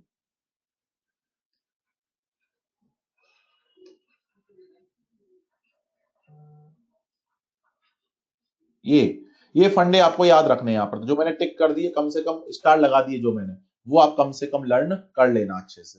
क्लियर है ना? तो ये हो गया नियंडरथल मैन का फंडा। अब आते हैं लास्ट, होमोसेपियंस फॉसिलिस। सबसे पहले इसकी बात करेंगे क्योंकि ये दो अलग पोर्शन है, ये दो अलग पोर्शन है। आपको पता है कि ह्यूमन फॉसिल तो यही है ना, ये तो मॉडर्न हो गया ना, मॉडर्न ह्यूमन, मॉडर्न ह्यूमन। ठीक है, तो सबसे पहले लास्ट फॉसिल की बात कर लेते हैं। लास्ट फॉसिल कौन सा है? होमोसेपियंस फॉसिलिस, यानी इसको बोलते हैं क्रो-मैग्नन मैन। क्या बोलते हैं इसको? Cro-Magnon man. टाइम पीरियड क्या है? 50,000 टू 10,000 ईयर्स है, वो इस टाइम पर ये एग्जिस्ट किया करते थे। क्रेनियल कैपेसिटी है 1650 सीसी, और ये क्या है? मैक्सिमम क्रेनियल कैपेसिटी है। सबसे ज्यादा क्रेनियल कैपेसिटी किस में देखने को मिली? क्रो-मैग्नन मैन में मिली, 1650 सीसी। याद रखना, ये भी क्वेश्चन कई बार आ चुका है, कई बार एक क्वेश्चन पूछा जा चुका है, याद रखना। इसके बाद ऑर्थोग्नेथस फेस, सबसे पहली बार ऑर्थोग्नेथस फेस कहां देखने को मिला? क्रो-मैग्नन में। इसके पहले नियंडरथल में हुआ क्या था? प्रोगनेथस से ऑर्थोग्नेथस का डेवलपमेंट स्टार्ट पर हुआ था, लेकिन दिखा एग्जैक्टली कहां सबसे पहले? क्रो-मैग्नन मैन के अंदर। ये कैसे हुआ करते थे? ओमनीवोरस हुआ करते थे। क्या होते थे? ओमनीवोरस। अब इसके कुछ पॉइंट हैं। सबसे पहले अगर डोमेस्टिकेशन किया एनिमल्स का तो किसने किया? क्रो-मैग्नन मैन ने किया। सबसे पहली बार डोमेस्टिकेशन किसने किया था? क्रो-मैग्नन मैन ने किया था। वो एनिमल जिसका डोमेस्टिकेशन किया गया था सबसे पहले, वो कौन सा एनिमल था? डॉग था। सबसे पहला एनिमल जिसका डोमेस्टिकेशन किया गया वो कौन था? डॉग था। तो डॉग का डोमेस्टिकेशन स्टार्ट किया था, तो ऐसा भी बोल सकते हैं डोमेस्टिकेशन ऑफ स्टार्ट किसने किया एनिमल्स का? क्रो-मैग्नन मैन ने। क्लियर है ना? चलो आगे बात करते हैं। ये थोड़ा सा आर्टिस्टिक टाइप के भी हुआ करते थे, आर्टिस्टिक टाइप के कलर्ड पेंटिंग्स बनाया करते थे केव वॉल्स पर, कलर्ड पेंटिंग्स केव वॉल्स पर, तो आर्टिस्टिक नेचर की हुआ करते थे। तो याद रखना कि जो केव पेंटिंग्स हमें आज के टाइम पर दिखती है ना कई जगह, जैसे कि अगर इंडिया में बात करें तो इंडिया में एमपी में एक जगह है रायसेन, तो रायसेन में भीमबेटका केव्स है, भीमबेटका केव्स। तो भीमबेटका की जो केव्स हैं उसमें जो केव वॉल्स हैं उस पर कलर्ड पेंटिंग्स देखने को मिलती है, और वो जो कलर्ड पेंटिंग्स है ना वो क्रो-मैग्नन मैन के टाइम की है, क्रो-मैग्नन मैन। तो ऐसा कहते हैं कि वो कब की है? वो लगभग 18,000 ईयर्स ओल्ड केव पेंटिंग्स है, 18,000 ईयर्स ओल्ड। तो बनाई किसने थी वो? क्रो-मैग्नन मैन ने ही बनाई थी। बात समझ में आ गई? अजंता एलोरा, बेटा अजंता एलोरा में मुझे नहीं लगता कि वहां पर केव पेंटिंग्स इस टाइप की है ना?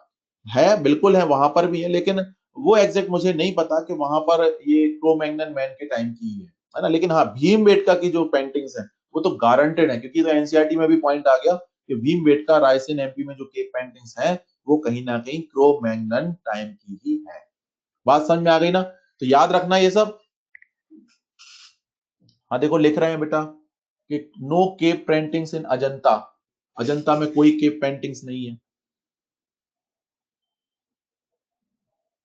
चलिए, तो याद रखना तीन बातें, domestication of animals, 18,000 years old cave and Bhimbetka Raisen MP, ये सारी चीजें याद रखना है आपको। क्लियर?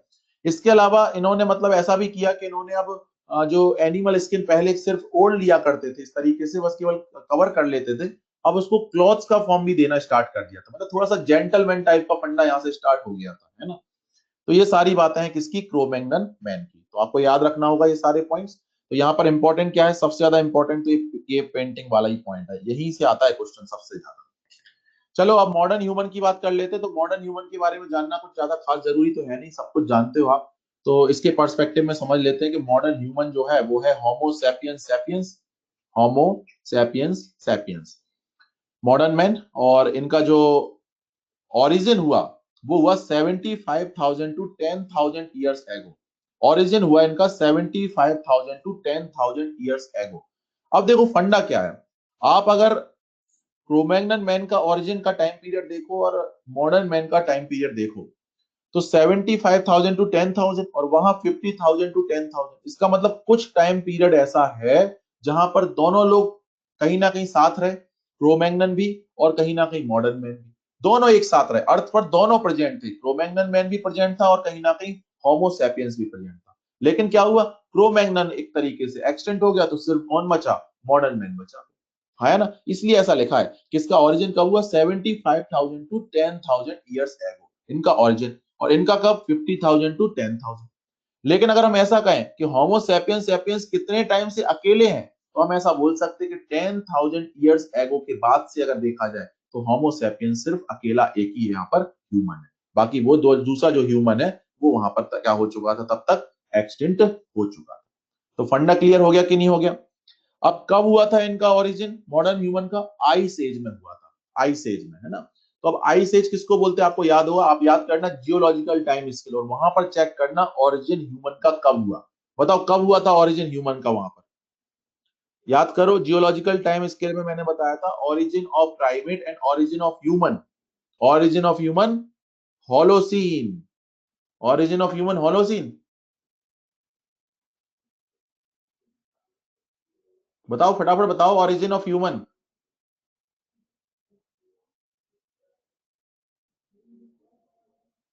पक्का? देखना एक बार फिर से, और वहां पर आप क्रॉस चेक कर सकते हो कि वो जो एज है वो आइस एज है। आइस एज का मतलब उस टाइम पर अर्थ पर मैक्सिमम पोर्शन जो था वहां पर क्या थी? आइस प्रेजेंट थी, इसलिए ऐसा बोलते हैं आइस एज। ये हिस्ट्री से रिलेटेड टर्म है, बायोलॉजी से रिलेटेड टर्म नहीं है, ठीक है?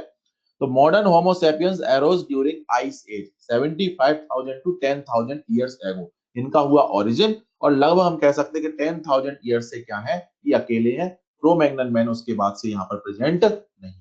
क्लियर? हाँ, ये क्वेश्चन पूछा कि सर क्रो मैग्नन से ही क्या मॉडर्न मैन आए? नहीं, क्रो मैग्नन से मॉडर्न मैन नहीं आए, बिल्कुल भी नहीं आए, ठीक है? दोनों एक टाइम पर जरूर रहे लेकिन उनसे नहीं आए बेटा, ठीक है? याद रखना है। आगे बात करते हैं क्रेनियल कैपेसिटी की। तो क्रेनियल कैपेसिटी 1450 सीसी, इसीलिए नियंडरथल मैन की क्या बनाई थी अपन ने? एग्जैक्ट है, लगभग किसके बराबर? मॉडर्न ह्यूमन के बराबर। फेस कैसा देखने मिलता है हम लोगों में? ऑर्थोग्नेथस। आपको पता है कि लोअर जॉ जो है वो उतनी ही लेंथ का है जितना कि अपर जॉ का है, प्रोट्रूडिंग आउट वाला फंडा यहाँ नहीं है, चिन प्रेजेंट है, और जो फ्लैट क्या है? फेस है यहाँ पर। ऑमनीवोरस है, सबको पता है। इन्होंने स्टार्ट किया था एग्रीकल्चर 10,000 ईयर्स एगो। एग्रीकल्चर की स्टार्टिंग किसने की थी? मॉडर्न मैन ने की थी। कब? 10,000 ईयर्स एगो, मतलब तभी जब ये अकेले जब से हैं तब से इन्होंने एग्रीकल्चर की स्टार्टिंग करना स्टार्ट कर दिया। तो एग्रीकल्चर किसने स्टार्ट किया 10,000 ईयर्स एगो? मॉडर्न मैन ने। और डोमेस्टिकेशन ऑफ एनिमल किसने स्टार्ट किया था? क्रो-मैग्नन मैन ने। क्लियर? साथ में यहां पर क्या हुआ, इसी के साथ में जब एग्रीकल्चर की स्टार्टिंग हुई ना, तो ह्यूमन सेटलमेंट भी स्टार्ट हो गया था। ह्यूमन सेटलमेंट, तो ह्यूमन सेटलमेंट भी स्टार्ट कब हुआ? इन्हीं के साथ हुआ। इसके पहले ह्यूमन सेटलमेंट नहीं चलता था। अब ह्यूमन सेटलमेंट का मतलब क्या, कि पहले जितने भी ह्यूमन हुआ करते थे या जो भी ह्यूमन से रिलेटेड फॉसिल जो हम पढ़ रहे हैं, वो सब क्या करते थे, वो एक प्लेस से दूसरे प्लेस पर वो मूव करते रहते थे। बस मूवमेंट चलता रहता था उनका, कभी भी किसी एक पर्टिकुलर प्लेस पर रुकते नहीं थे। एक प्लेस से दूसरे प्लेस से तीसरे प्लेस, इस तरीके से बस चलते रहते थे वो। लेकिन जब एग्रीकल्चर करना स्टार्ट कर दिया तो फिर उन्हें रुकना पड़ेगा एक जगह पर। तो फिर क्या करते थे, अब इन्होंने सेटल होना शुरू कर दिया। इन्होंने कहा कि बार बार हम भागते क्यों रहते इधर से उधर, एक काम करते ना, यहीं पर रुक जाते हैं ना परमानेंटली। तो ये क्या करने लग गए थे, सेटल होने लग गए थे। तो पता चला एक ग्रुप था वो एक जगह रुक गया, बाद में कभी कोई दूसरा ग्रुप आया तो उनको भी वहीं रोक लिया, तीसरा ग्रुप आया तो उनको भी वहीं रोक लिया। तो बताओ ग्रुप टू ग्रुप तो क्या बन गया, एक पूरा का पूरा वहां पर क्या बनने लग गया, विलेज जैसा बनने लग गया कि नहीं। तो ह्यूमन सेटलमेंट कहां से स्टार्ट हुआ, यहीं से स्टार्ट हुआ। कहां से, यहां से। क्लियर है ना। तो ये सारी चीजें याद रखना, फंडा ये था ह्यूमन सेटलमेंट वगैरह का। तो ये बेटा जो बेसिक आइडिया था वो मैंने आपको बता दिया। यहाँ पर पॉइंट क्या क्या याद रखोगे आप, एक तो एग्रीकल्चर वाला पॉइंट याद रखना है, ह्यूमन सेटलमेंट वाला पॉइंट, एक इसकी क्रेनियल कैपेसिटी बहुत पूछी जाती है, ये आपको याद रखना है। और इनका एरोज ये हुए कहां, तो ये भी मैं आपको बता देता हूं कि जो इनका ओरिजिन हुआ मॉडर्न ह्यूमन का, वो कहां माना जाता है, इन अफ्रीका माना जाता है, याद रखना। अफ्रीका में इनका ओरिजिन हुआ। टू थ्योरीज हैं हालांकि, कि जो मॉडर्न ह्यूमन है उसका ओरिजिन कहां हुआ, अफ्रीका में या एशिया में, टू डिफरेंट थ्योरीज है। लेकिन फाइनली अगर हम कहें कि मोर एक्सेप्टेड जो थ्योरी है वो अफ्रीकन ओरिजिन वाली थ्योरी है। तो ये अफ्रीका में इनका क्या हुआ है, ओरिजिन हुआ है। इसलिए कभी बार main land of human evolution किसको बोलते हैं, अफ्रीका को बोलते हैं। क्योंकि एक तो ये पॉइंट ओरिजिन वाली बात, और ज्यादातर आप फॉसिल्स देखो तो वो अफ्रीका में ही आपको देखने को मिलेंगे। तो इसलिए main land of evolution, human evolution किसको बोलते हैं, अफ्रीका को बोलते हैं। बात समझ में आ गई ना, ये पॉइंट है। फिर इसके अलावा एनसीईआरटी एक पॉइंट और लिख रही है, क्या लिख रही है कि among the stories of evolution of individual species the story of evolution of modern man is most interesting and it appears to parallel evolution of human brain and language. मतलब अगर जितनी भी स्टोरीज पढ़ो आप, किसी पर्टिकुलर इंडिविजुअल की species की story की बात करो, जैसे हॉर्स की बात हो गई, एलिफेंट की बात हो गई, या किसी और स्पीसीज की, तो सबसे ज्यादा इंटरेस्टिंग स्टोरी जो है वो ह्यूमन की स्टोरी है। सबसे ज्यादा इंटरेस्टिंग स्टोरी ह्यूमन की। अब ह्यूमन की इंटरेस्टिंग इसलिए क्योंकि ह्यूमन ही क्या कर रहा है, स्टडी कर रहा है, इसलिए पहली बात तो। दूसरी बात, यहां पर एक पॉइंट और आता है कि ह्यूमन का जो इवोल्यूशन है उसमें आपको एक पैरेलल इवोल्यूशन देखने को मिलता है ब्रेन एंड लैंग्वेज का। Parallel evolution of brain and language, parallel evolution of brain and language. एक और बात है यहां पर, कि जब आप स्टडी करते हो ह्यूमन एवोल्यूशन तो वहां पर आपको पैरेलल एवोल्यूशन देखने को मिलेगा ह्यूमन ब्रेन एंड लैंग्वेज का। मतलब ब्रेन डेवलप हो रहा था तो कहीं ना कहीं लैंग्वेज सेंटर्स भी डेवलप हो रहे थे धीमे धीमे। ये बात लिख रही है एनसीईआरटी। अब ये बात तो समझ में आती है, लेकिन पैरेलल इवोल्यूशन यहां पर कंफ्यूज कर देता। पैरेलल इवोल्यूशन वो वाला नहीं जो आपने वहां पढ़ा था, पैरेलल इवोल्यूशन वो वाला नहीं जो आपने वहां पढ़ा था। समझ में आ गई ना बात। वहां था कन्वर्जेंट इवोल्यूशन का स्पेशल टाइप, और यहाँ का मतलब क्या है, यहाँ का मतलब है कि दोनों पैरेलली इवॉल्व हुए, ब्रेन लैंग्वेज दोनों पैरेलली इवॉल्व हुए। एक तरफ ब्रेन का डेवलपमेंट और दूसरी तरफ उसी के साथ चल रहा था किसका, लैंग्वेज सेंटर का इवोल्यूशन। तो दोनों का इवोल्यूशन एक साथ हुआ। ठीक है ना, ऑल टुगेदर वाली बात कह सकते हो आप यहाँ पर। ठीक है, तो ये वाली बात हो गई। एक और बात लिखी हुई है यहाँ पर, जब आप एनसीईआरटी की समरी पढ़ते हो, कि जॉ की जो साइज है, जॉज की जो साइज है वो यहाँ पर रिड्यूस होती चली गई। ये भी एक पॉइंट आ रहा है एनसीईआरटी की समरी में। तो जो जॉ की साइज है वो रिड्यूस होती चली गई। पहले जॉज की साइज बड़ी थी, फिर जॉज की साइज क्या होती चली गई, रिड्यूस होती चली गई। और उसका भी लिंक कहीं ना कहीं प्रोगनेथस और ऑर्थोग्नेथस से ही है। आपको तो याद रखना है कि जो जॉज की साइज है वो क्या होती चली गई, रिड्यूस होती चली गई है ह्यूमन इवोल्यूशन में। क्लियर है। तो ह्यूमन एवोल्यूशन में जॉस की साइज रिड्यूस होती चली गई। और दूसरी बात, बाकी सब पैटर्न तो आपने देखी है कि क्रेनियल कैपेसिटी बढ़ती चली गई, है ना, फेस प्रोगनेथस से ऑर्थोग्नेथस की तरफ होता चला गया। चलो एक बार फटाफट रिपीट कर लेते हैं, क्या क्या चेंजेस आपको दिखे ह्यूमन एवोल्यूशन में। सबसे पहली बात तो क्रेनियल कैपेसिटी का जो एक तरीके से पैटर्न है वो इंक्रीजिंग पैटर्न है। इंक्रीजिंग पैटर्न जनरली आप देखोगे कि क्रेनियल कैपेसिटी जो है वो बढ़ती हुई गई है लगभग लगभग, है ना, पहली बात। दूसरी बात, प्रोगनेथस से ऑर्थोग्नेथस वाला फंडा आता चला गया, है ना, धीमे धीमे प्रोगनेथस से ऑर्थोग्नेथस की तरफ गए। दूसरा चेंज सबसे पहले। थर्ड चेंज क्या कह सकते हो, यही जॉ साइज। जॉ साइज क्या होती चली गई, रिड्यूस होती चली गई, है ना। इसके अलावा जो फीडिंग हैबिट है वो भी चेंज होती चली गई। पहले फीडिंग हैबिट क्या थी, वेजिटेरियन वाली, फिर नॉन वेजिटेरियन वाली आई, फिर ओमनीवोरस वाला फंडा आ गया कहीं ना कहीं।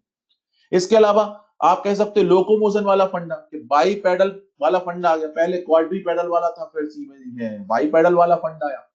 पोस्चर जो है वो इरेक्ट होता चला गया धीमे धीमे। पहले सेमी इरेक्ट पोस्चर था, फिर इरेक्ट पोस्चर होता चला गया धीमे धीमे। हाँ है ना। और ऐसे बहुत सारे चेंज आप कह सकते हो कि हाँ यहाँ पर देखने को आपको मिलते हैं। इसके अलावा और क्वेश्चन क्या क्या आ सकते हैं, तो आपने पैटर्न समझ लिया, पैटर्न बेस्ड क्वेश्चन आ सकता है। इसके अलावा ये पूछते कि फर्स्ट वन कौन है ना, जैसे फर्स्ट वन की बात करें, सबसे पहले एग्रीकल्चर की स्टार्टिंग किसने की, मॉडर्न ह्यूमन।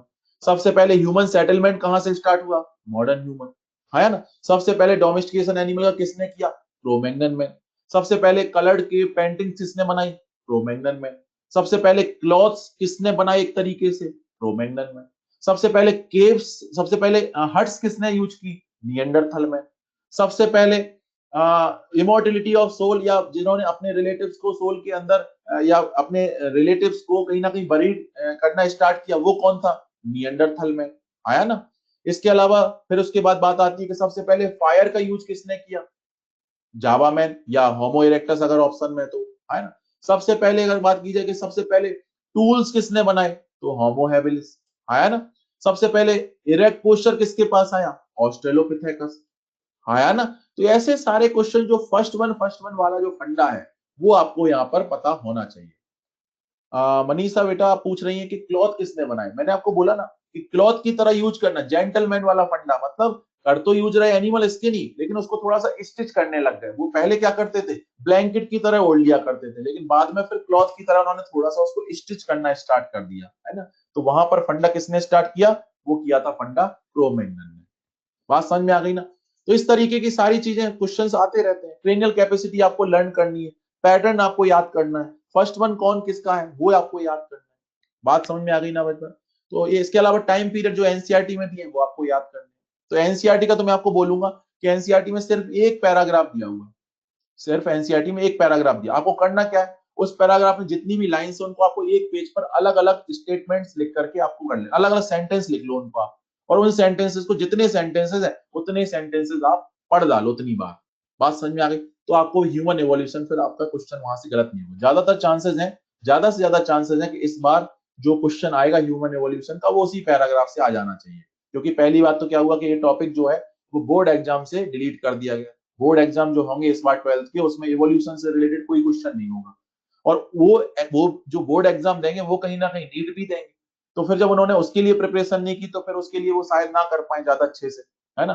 तो शायद हो सकता है कि एनटीए इस चैप्टर पर फोकस उतना ज्यादा ना रखे, और अगर रखे भी तो फिर वो एनसीईआरटी बेस्ड क्वेश्चन देने की कोशिश करे कि ज्यादातर बच्चे वो सही कर जाए कहीं ना कहीं, है ना। तो आप उस पैराग्राफ को तो बहुत अच्छे से लर्न कर लेना, मेमोराइज कर लेना, एक एक बात मेमोराइज कर लेना।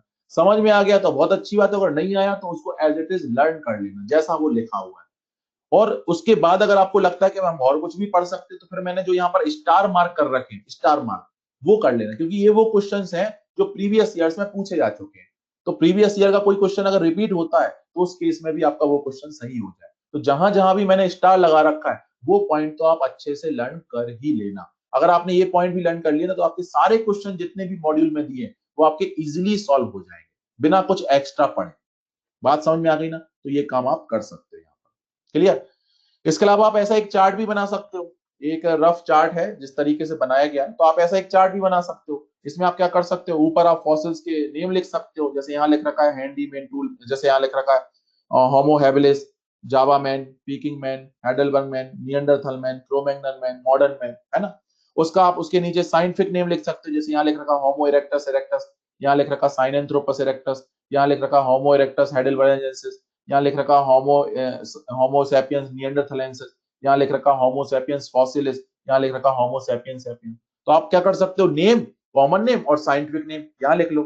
और इधर आप क्या लिख सकते हो कि आपने कॉलम बना लिया, साइंटिफिक नेम हो गया, यहाँ हो गया क्रेनियल कैपेसिटी, है ना। फिर आप यहाँ पर जॉस के पैटर्न देख सकते हो, जॉस कैसे हैं, है ना। फिर इसके बाद आप इनका ओरिजिन वगैरह के बारे में बात लिख सकते हो, और फिर आप इनके बारे में बोल सकते हो स्पेशल पॉइंट्स। तो ऐसी आप एक टेबल बना सकते हो, हाँ या ना। और फिर उनकी आप डिटेलिंग फिल कर लो। तो ऐसी टेबल भी आप एक बना सकते हो, तो उससे आपको क्या हुआ कि जितने भी सारे फैक्ट्स हैं वो आपके सब एक पेज पर आ जाएंगे और आप उनको फिर क्या कर पाओगे, इजिली लर्न भी कर पाओगे। है ना? तो इस तरीके से आप कर सकते हो बेटा। क्लियर है ना? तो ये सारी चीजें आप ध्यान रखना, ये इस तरीके का बना सकते हो। वो सारे पॉइंट जो मैंने अभी डिस्कस किए वही सारे पॉइंट यहाँ लिखे हुए, अलग से यहाँ पर कुछ भी नहीं है। ठीक है? तो ऐसा कोशिश करना आप भी एक चार्ट बनाने का। ठीक है? कोशिश आप भी करना ऐसा एक चार्ट बनाने का। क्लियर है ना? क्लियर है ना बेटा? तो इस तरीके का फंडा कर लेना, आपको ये इजिली हो जाएगा कवर। तो ये लीजिए, ये हो गया ह्यूमन एवोल्यूशन कंप्लीट यहाँ पर। और जो टेस्ट का सिलेबस है वो आपका कंप्लीट हो गया। जो रिप्रोडक्शन चैप्टर आना है और जो एवोल्यूशन चैप्टर आना है, ये दोनों पार्ट मैंने कंप्लीट कर दिए यहाँ पर। तो यहाँ तक ही आपको पढ़ना है, तो अच्छे से पढ़ लीजिएगा, रिवाइज कर लीजिएगा, क्वेश्चंस वगैरह सॉल्व कर लीजिएगा और उसके बाद अपने डाउट्स क्लियर कर लीजिएगा। तो आज कल का टाइम आपके पास है, परसों आपको क्या करना है, टेस्ट देना है। तो टेस्ट में फुल प्रिपरेशन के साथ अपियर होइएगा तो फायदा रहेगा। तो पूरा अच्छे तरीके से तैयार करिएगा। पहले तो पूरा आप पढ़िएगा, पूरा मॉड्यूल, पूरी एनसीईआरटी। उसके बाद आप जितने भी क्वेश्चंस दिए उनको सॉल्व करिए, उसमें जो डाउट्स आए उनको आप क्लियर करिए और फिर एक बार रिवीजन करके फिर जाइएगा आप टेस्ट पेपर देने। ठीक है? कोशिश ये रहनी चाहिए कि एक भी क्वेश्चन हमारा इन दोनों चैप्टर से गलत ना हो। क्लियर है ना? तो ये रहेगा आपका। अब एक छोटी सी बात रह गई है बस, फॉसिल्स वाली बात। आपको याद होगा कि फॉसिल्स की एज कैलकुलेशन से रिलेटेड पार्ट रह गया छोटा सा। तो पहले तो मैं आपको ये बताऊं कि उसको पढ़ने की उतनी ज्यादा नीड है नहीं है बेटा, है ना? क्योंकि वहां पर मैं अगर बात करूं तो वहां पर जो क्वेश्चन आएगा ना, कैलकुलेशन बेस्ड वाला जो क्वेश्चन आएगा वो आपका वैसे ही हो जाएगा, कैलकुलेशन बेस्ड वाला क्वेश्चन। उसमें कहीं मतलब कोई खास दिक्कत नहीं आई, क्योंकि आप फिजिकल केमिस्ट्री में भी पढ़ते हो रेडियो एक्टिव एलिमेंट्स वाला फंडा, और कहीं ना कहीं आप मॉडर्न फिजिक्स में भी पढ़ते हो फिजिक्स के अंदर। तो अगर बायो में क्वेश्चन आया तो फिर वो आपका गलत नहीं होगा, आप उससे बेफिक्र रहो कि हाफ लाइफ वाला क्वेश्चन या फिर टोटल एज वाला क्वेश्चन आपका कभी गलत हो जाए, तो वो पढ़ने की नीड नहीं है।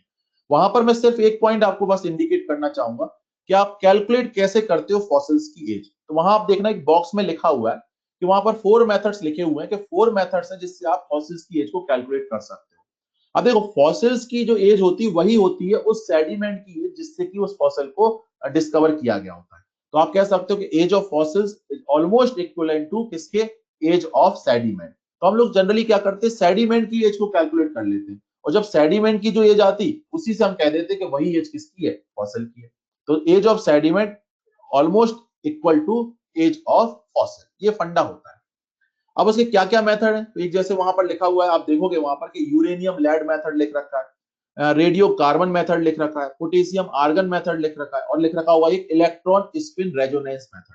4 मेथड्स लिख रखे हैं वहां पर। कौन कौन से, फिर से रिपीट कर रहा हूं। एक तो लिखा हुआ यूरेनियम लेड मेथड, दूसरा लिख रखा होगा पोटेशियम आर्गन मेथड, फिर लिखा होगा रेडियो कार्बन मेथड, और एक लिख रखा होगा वहां पर क्या, इलेक्ट्रॉन स्पिन रेजोनेंस मेथड। तो ये 4 मेथड्स हैं। अब ऊपर के जो 3 मेथड्स हैं वो तो आपके रेडियो एक्टिविटी वाले फंडे पर बेस्ड है, तो वो तो आप तुरंत ही पढ़ लोगे आगे जाकर। लेकिन एक लास्ट लिखा होगा वहां, electron spin resonance method, means ESR method. तो जो ईएसआर मेथड है वही है क्या, मोस्ट एक्यूरेट मेथड और मॉडर्न मेथड। तो क्वेश्चन सिर्फ इतना ही आया है उस सेक्शन से कि most accurate and modern method कौन सा है फॉसिल्स की एज को कैलकुलेट करने के लिए। तो आंसर दे देना क्या, ESR, electron spin resonance, most accurate and modern method of calculation of age of fossils, age ESR, electron spin resonance. ये एम्स में एक बार क्वेश्चन आया था, तो बस उसको उतना सा लर्न करो और उसको आगे का भूल जाओ। ठीक है ना? तो इस तरीके से ये फंडा हुआ। तो ये पूरा हो गया कंप्लीट आपका इवोल्यूशन। तो 3 to 4 क्वेश्चंस की हम लोगों ने प्रिपरेशन और कर ली। तो 5 to 6 क्वेश्चन रिप्रोडक्शन के, 3 to 4 क्वेश्चंस इवोल्यूशन के। तो अप्रोक्स 10 क्वेश्चंस की हम लोगों ने प्रिपरेशन कर ली है लास्ट 20 डेज में, लास्ट 20 लेक्चर्स में। तो 20 लेक्चर्स और 10 क्वेश्चंस आपके यहाँ पर रेडी होते। तो जिन्होंने रेगुलर बेसिस पर पढ़ा होगा वो आज भी अगर उनको पेपर दे दिया जाए नीट का, तो 10 क्वेश्चंस इन दोनों टॉपिक्स के बड़े आराम से इजीली सॉल्व कर लेंगे। क्लियर? अब बात आती है कि नेक्स्ट क्या। नेक्स्ट हम एक चैप्टर और पढ़ेंगे, छोटा सा चैप्टर है, domestication of animals, DOA, animal husbandry जिसको हम बोलते हैं, वो पढ़ेंगे। और वो सिर्फ एक लेक्चर का है, 2 आवर्स में करीब कंप्लीट हो जाएगा, क्योंकि ज्यादा डिटेल में पढ़ना नहीं है। जो एनसीईआरटी बेस्ड है वो पढ़ना है, थोड़ा बहुत बस हमें एक्स्ट्रा पढ़ना है। तो कल एक एक्स्ट्रा लेक्चर है आपका सैटरडे को, वैसे नहीं रहता है लेकिन कल एक आपका लेक्चर रहेगा। तो कल शायद आपका जो लेक्चर है वो है आपका 8 AM से, है ना? तो 8 AM to 10 AM वो आपका एक लेक्चर रहेगा। तो 8 AM to 10 AM आपको मैं पढ़ाऊंगा डोमेस्टिकेशन ऑफ एनिमल्स। तो इस लेक्चर को अटेंड जरूर करना, क्योंकि वो पूरा ही कंप्लीट हो जाएगा, है ना। और कल ही हम लोगों का सिलेबस जो कोई मुझे आपसे डिस्कस करना था वो कंप्लीट होता है। उसके बाद फिर मुझे कुछ यहाँ पर आगे पढ़ाना नहीं है। तो 3 चैप्टर्स हो जाएंगे total, reproduction, domestication of animal and evolution.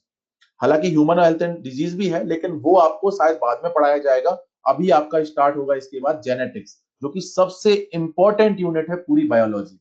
तो अब आप इसके बाद स्टार्ट करोगे क्या, जेनेटिक्स। क्लियर है ना। तो कल बस एक लास्ट लेक्चर रहेगा अपना, जिसमें हम लोग पढ़ेंगे डोमेस्टिकेशन ऑफ एनिमल। उसके बाद फिर हम लोग आगे डिसकंटिन्यू करेंगे, आगे हम लोग नहीं पढ़ेंगे, फिर कोई और फैकल्टी होगा जो आपसे डिस्कस करेगा आगे के टॉपिक्स। क्लियर है ना बेटा। तो चलिए कल लास्ट क्लास रहेगी फिर, और यहाँ पर एक कंप्लीट होता है तो फिर मैं आपको हैंडआउट शेयर कर दूं, बाकी की बात फिर होती रहेगी। पहले मैं हैंडआउट शेयर कर देता हूँ।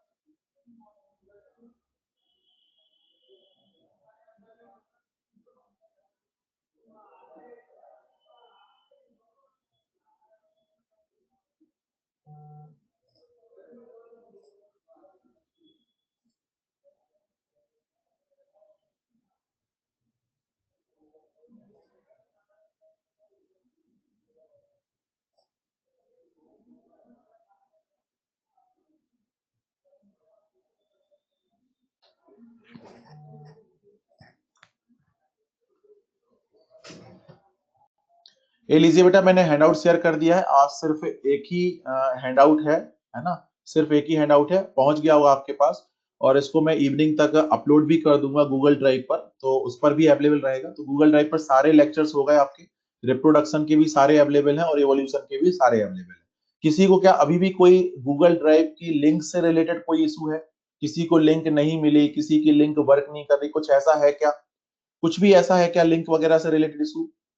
रिसेंड कर दूं? चलिए मैं रिसेंड कर देता हूं बेटा, मैं रिसेंड कर देता हूं।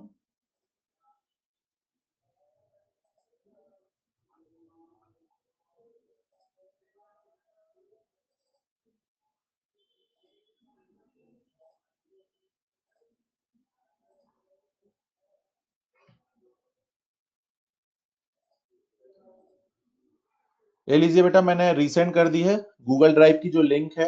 तो इंग्लिश मीडियम के जो हैंडआउट्स हैं उसका जो फोल्डर है गूगल ड्राइव पर, उसकी मैंने लिंक सेंड कर दी है। आप दोबारा से इसको अब अपने में ऐड कर लीजिएगा। कल सिर्फ आपका लेक्चर है क्या? हाँ बेटा, कल सिर्फ मेरा लेक्चर है। आपका जो लेक्चर रहेगा वो 8 AM to 10 AM रहेगा, बस एक ही लेक्चर रहेगा। Sir human health and disease आप ही पढ़ाना। बेटा देखते हैं आगे जाकर के, है ना। अभी तो फिलहाल आपका जेनेटिक्स स्टार्ट होगा बेटा, है ना। फिर आगे देखते हैं।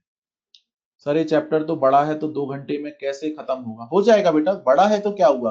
कुछ चीजें मेमोराइज करने वाली होती है। जैसे अगर देखा जाए तो ह्यूमन इवोल्यूशन भी बड़ा चैप्टर है, लेकिन कुछ फैक्ट होते हैं ना जिसमें कंसेप्ट नहीं है कुछ भी। अब जैसे अपन ने बोला कि फर्स्ट टाइम फायर यूज की, तो की बस, उसमें अपन थोड़ी ना कंसेप्ट समझते कि क्यों की, कैसे की, वो वाली बात। तो वहां पर भी क्या है कि ज्यादातर जो पॉइंट्स है ना वो फैक्ट बेस्ड है ना। तो पढ़ना है और बस आगे निकल जाना है। कंसेप्ट कम है वहां। कंसेप्ट कहाँ थे? ह्यूमन रिप्रोडक्शन में बहुत ज्यादा थे, इसलिए वहां पर छोटा सा पोर्शन होते हुए भी ज्यादा टाइम लगता था वहां, है ना। हाँ बेटा, लेक्चर टाइम मेरा रहेगा 8 AM to 10 AM, है ना। 2 आवर्स का एक लेक्चर रहेगा जिसमें हम डोमेस्टिकेशन ऑफ एनिमल्स पढ़ेंगे सर, ठीक है। ठीक है बेटा, चलिए तो फिर, है ना। बाकी फिर कल मिलते हैं। तो बाकी और कोई क्लास नहीं है बेटा कल, ठीक है। तो कल हम सिर्फ डोमेस्टिकेशन ऑफ एनिमल पढ़ने के लिए आएंगे। तो प्रिपेयर करके आइएगा, एक बार मॉड्यूल जरूर साथ में रखिएगा डोमेस्टिकेशन ऑफ एनिमल्स, है ना। और ये जो है इनके सारे क्वेश्चंस वगैरह आप सॉल्व कर लीजिएगा, अच्छे से पढ़ लीजिए, 2 चैप्टर तो आप अच्छे से कवर कर लीजिएगा बेटा, ठीक है। सर होमो हैबिलिस से होमो इरेक्टस क्या लिखा है बेटा? Similarities in organism with different genotype indicate. Different genotype, अगर डिफरेंट जीनोटाइप है और तब भी वो सिमिलरिटी शो कर रहे हैं, इसका मतलब क्या हुआ है? उनका कन्वर्जेंट एवोल्यूशन हुआ है। पहले बिल्कुल अलग अलग थे, लेकिन अब सेम हैबिटेट में आने की वजह से एक जैसे हो गए, तो क्या हो गया? कन्वर्जेंट एवोल्यूशन हो गया बेटा, है ना। तो ये सॉल्यूशन ऐप पर डाउट पूछते रहो बेटा, वहां से क्लियर हो जाएंगे आपके, ठीक है।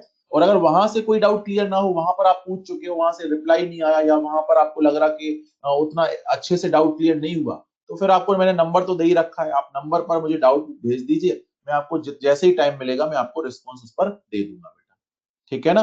नंबर पे बता चुका हूँ बेटा, कई बार दे चुका हूँ, इवन फर्स्ट लेक्चर में ही मैंने नंबर शेयर कर दिया था।